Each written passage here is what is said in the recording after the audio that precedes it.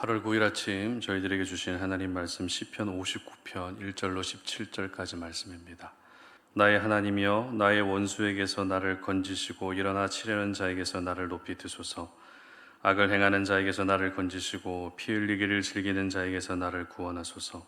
그들이 나의 생명을 해하려고 엎드려 기다리고 강한 자들이 모여 나를 치려 하오니, 여호와여, 이는 나의 잘못으로 말미암음이 아니요 나의 죄로 말미암음도 아니로소이다. 내가 허물이 없으나 그들이 달려와서 스스로 준비하오니, 주여 나를 도우시기 위하여 깨어 살펴주소서. 주님은 만군의 하나님 여호와 이스라엘의 하나님이시오니, 일어나 모든 나라들을 벌하소서. 악을 행하는 모든 자들에게 은혜를 베풀지 마소서. 셀라. 그들이 점으로 돌아와서 개처럼 울며 성으로 두루 다니고, 그들의 입으로는 악을 토하며 그들의 입술에는 칼이 있어 이르기를 누가 들으려 하나이다. 여호와여, 주께서 그들을 비웃으시며 모든 나라들을 조롱하시리이다. 하나님은 나의 요새이시니 그의 힘으로 말미암아 내가 주를 바라리이다. 나의 하나님이 그의 인자하심으로 나를 영접하시며, 하나님이 나의 원수가 보응받는 것을 내가 보게 하시리이다. 그들을 죽이지 마옵소서. 나의 백성이 잊을까 하나이다. 우리 방패 되신 주여, 주의 능력으로 그들을 흩으시고 낮추소서. 그들의 입술의 말은 곧 그들의 입의 죄라. 그들이 말하는 저주와 거짓말로 말미암아 그들이 그 교만한 중에서 사로잡히게 하소서. 진노하심으로 소멸하시되 없어지기까지 소멸하사, 하나님이 야곱 중에서 다스리심을 땅끝까지 알게 하소서. 셀라. 그들에게 점으로 돌아와서 개처럼 울며 성으로 두루 다니게 하소서. 그들은 먹을 것을 참아 유리하다가 배부름을 얻지 못하면 밤을 새우려니와, 나는 주의 힘을 노래하며 아침에 주의 인자하심을 높이 부르오리니, 주는 나의 요새이시며 나의 환난 날의 피난처심이니이다. 나의 힘이시여, 내가 주께 찬송하오리니, 하나님은 나의 요새이시며 나를 긍휼히 여기시는 하나님이심이니이다. 아멘. 잘못이 없어도 환난은 올 수 있다라는 제목으로 오늘 아침 말씀 전합니다. 모든 일에는 원인이 있고 그에 따른 결과가 있다고 합니다. 불교에서는 이것을 인과응보 이렇게 표현하기도 하죠. 이러한 원인과 결과에 대해서 설명해주는 대표적인 사례는, 사람들이 어떤 힘든 일을 겪는 데에는 그만한 이유가 있기 때문이라는 것입니다. 그런데 잘못한 것이 있기 때문에 벌을 받는다는 생각을 믿음 생활 중에도 우리는 자주 하는 것을 보게 됩니다. 누가 고난을 겪고 있으면 어떻게 생각하죠? 죄를 지어서 그런 거라고, 그래서 빨리 회개해야 된다고 이렇게 말씀하는 분들이 계십니다. 물론 전혀 아니라고는 말할 수는 없습니다. 그렇지만 표현상에 무언가 잘못된 부분들은 있다는 것이죠. 꼭 죄를 지어야만 벌을 받는다는 생각을 하고 있기 때문에 이렇게 말하게 되는 것입니다. 죄를 지으면 벌을 받는 것은 성경에서도 흔히 볼 수 있는 상황입니다. 하지만 오늘 본문은 죄를 짓지 않았어도, 잘못한 것이 없어도 하나님의 사람들에게는 환난이 찾아올 수 있고 고난이 찾아올 수 있다는 것을 기록하고 있습니다. 오늘 시편 59편도 역시 다윗이 쓴 시입니다. 특별히 표제가 굉장히 상세하게 기록되어 있는 것을 쉽게 확인할 수 있습니다. 사울이 사람을 보내어 다윗을 죽이려고 그 집을 지킨 때에 이렇게 되어 있습니다. 먼저 다윗이 시편 59편을 쓰게 된 배경을 살펴보면, 사울이 악령이 들어서 한참 괴로워하고 있을 때 다윗이 사울 앞에서 수금을 타는 일이 있었습니다. 그런데 수금을 타고 있던 다윗을 향해 사울이 단창을 던져서 죽이려 하자 다윗은 창을 피하고 집으로 도망가게 됩니다. 이것을 알게 된 사울은 전령들을 다윗의 집으로 보내서 다윗을 죽이려고 합니다. 그러나 사울의 딸 미갈, 그러니까 다윗의 아내의 기지로 다윗은 위기를 모면하게 되었다라고 하는 상황이 바로 오늘 본문의 배경입니다.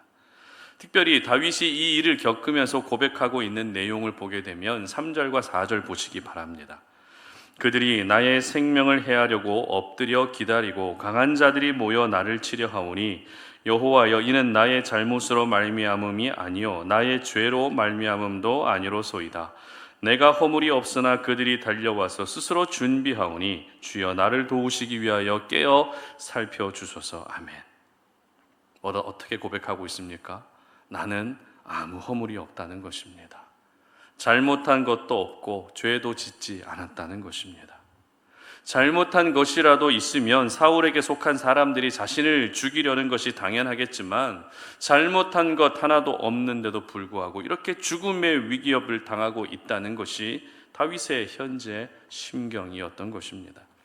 이것을 뒷받침해 주는 말씀이 사무엘상 19장에 잘 나와 있는데요. 그러니까 악령이 든 사울을 위해 다윗이 수금을 타기 직전의 상황을 기록하고 있는 사무엘상 19장 4절을 제가 읽어드립니다.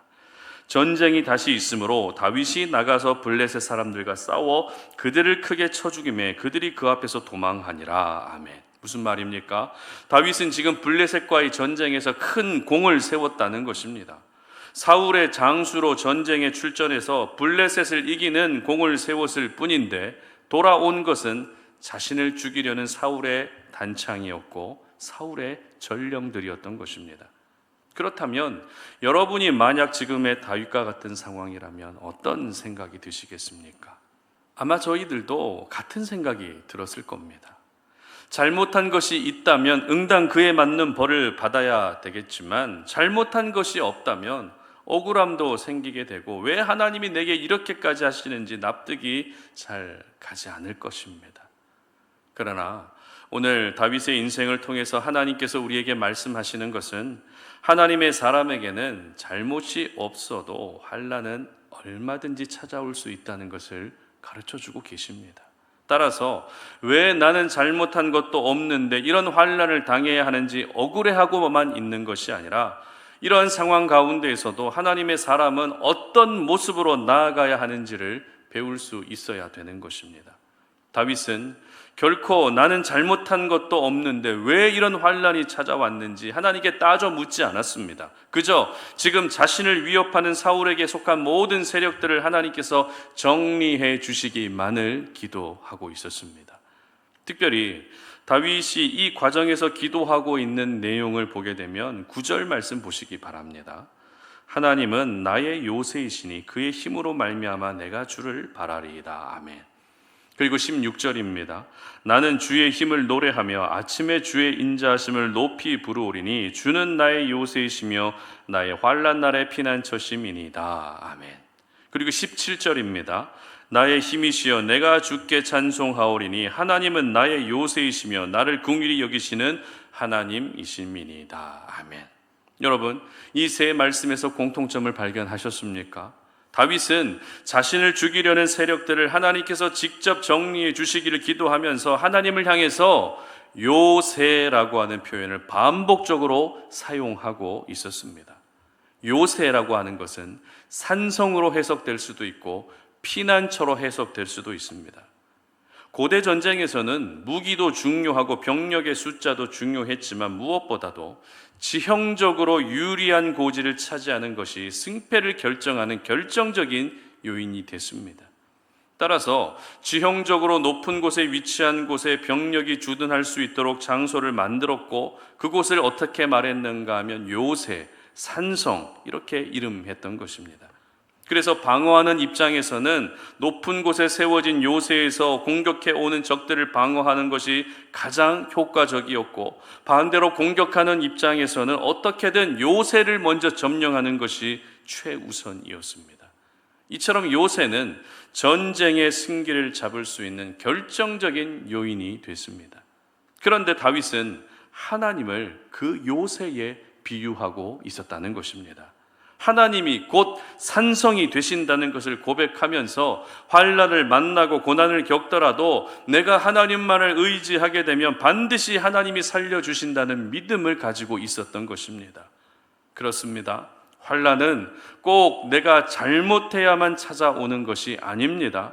잘못한 것이 없어도 하나님이 나를 연단시키시고 훈련시키시기 위해서 그리고 하나님의 큰 계획 속에서도 얼마든지 환난의 시간은 찾아올 수 있는 것입니다. 그러므로 왜 환란이 왔는지 이유를 알려 하기보다 그런 이해할 수 없는 환란 가운데에서도 변함없이 하나님을 의지해야만 살 수 있다는 것을 절대 잊지 않으시기를 바랍니다.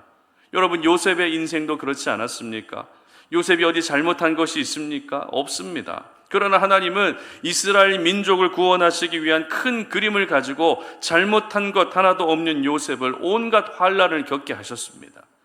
예수님은 또 어떠십니까? 사람의 몸으로 오셨지만 티끌 같은 작은 죄도 없는데도 불구하고 십자가의 고난이라고 하는 가장 힘든 고난을 겪게 하셨습니다.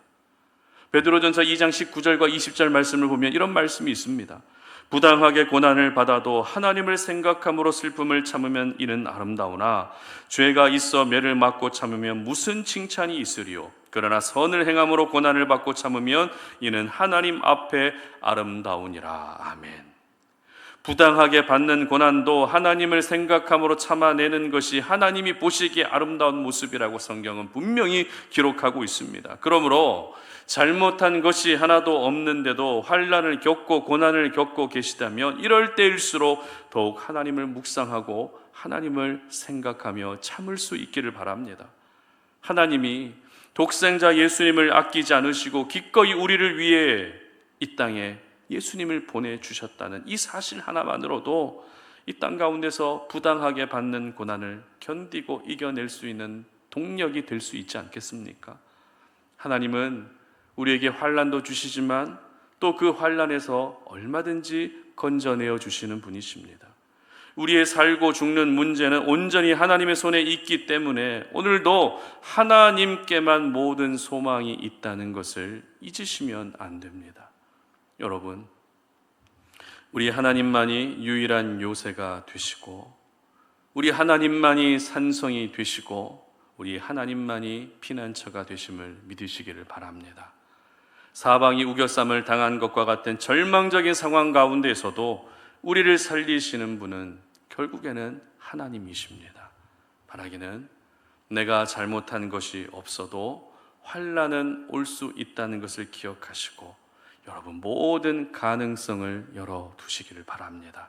하나님은 내 생각 안에서만 일하시는 분이 아니라 내 생각을 훨씬 뛰어넘어 일하시는 분이심을 기억하시기를 바랍니다. 그래서 완전한 절망과 부당한 상황 속에서도 하나님께만 시선을 고정하는 그런 귀한 날이 되시기를 주님의 이름으로 축복합니다. 함께 기도하겠습니다.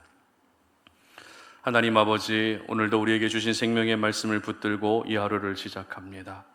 우리는 늘 내가 무언가 잘못한 것이 있기 때문에 고난을 겪고 환난을 당한다라고 생각하고 있지만 하나님의 사람들에게는 굳이 잘못한 것이 없어도 하나님의 계획하심 속에서 얼마든지 환난이 찾아올 수 있다는 것을 기억할 수 있게 하여 주시옵소서.